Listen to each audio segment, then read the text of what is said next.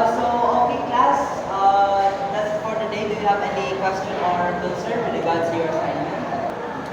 Hindi ko po budget ko eh. Uh, Sir, I have something to ask you, sir. About sa algebra, di ba, kung anong assignment. Can you have another example? Kaya hindi ko lang dito.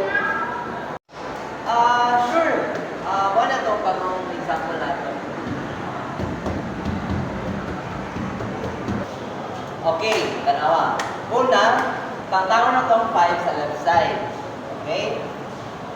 Tapos, i-minus tong 5 sa both side. Pagalo ka, sa makuha. Maudi ay 2x is equal to 10.